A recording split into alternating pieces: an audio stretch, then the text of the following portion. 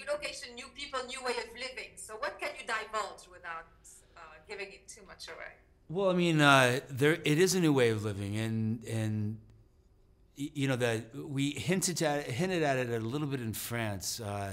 Like I was walking up those steps and I heard a cello playing, and I looked in the window and there was an old couple having a nice romantic dinner by candlelight, laughing, and Daryl's kind of like, wow, people still do that, like, and I think that theme, especially where we are in season 4, even. You know, that there was a conversation that I suggested that Daryl have with Carol as he's walking through the tunnel, that all we do is we run and we fight. That's all we do. We run, go somewhere, we run and we fight, and we run and we fight. Maybe there's a better way of living.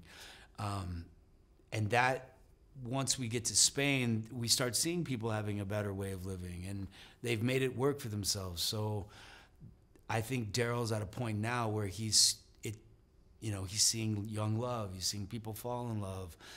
There is happiness out there, and I think Daryl, along with some traumatic stress, is starting to realize, like, maybe there's a different way of life. You know, so going in that theme, I think that's kind of where we're headed. Yeah, no, absolutely. And I do feel, throughout the series and throughout the spin-offs, that there is a sense of hopefulness that slowly creeps up. Is that something you were hoping for since the beginning? Well, did you ever expect that it would be so long in terms of, seasons and spin-offs and all No, I mean, it's hard to predict that you're going to be successful for this long at something. But that theme that you're talking about, that dialogue in that spot in the series was my idea. I wanted to introduce that. So the writers agreed with that and took that and sort of spread it out and made it sort of a theme of the show. So,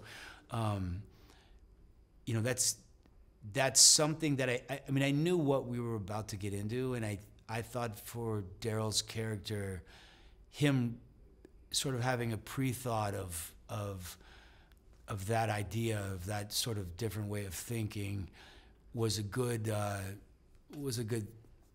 don't know, through line for his character while all these things were happening. So I kind of introduced that. And it's very much like Tentacles, this story. It could go anyway because, there's so much to explore because we're kind of, seeing a blank canvas of the world. Yeah. How excited are you when you receive a new script or a new storyline or see, where the writers have gone? Are you still surprised? I am still surprised. That was part of the reason why when we came to Europe, we got new writers, new writers, new showrunner, new directors. We didn't want to take the old show and just pick it up and keep doing it somewhere else, right? Like when they offered me the spinoff, I sort of insisted or strongly wanted new blood, new ideas, fresh stuff, and to go with the backdrop that's brand new and have the show be in the language in the country that we're filming in, right?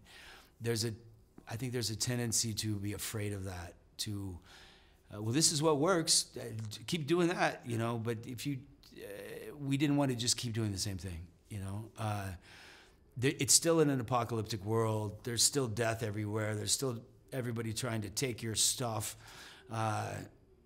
there's that hierarchy of,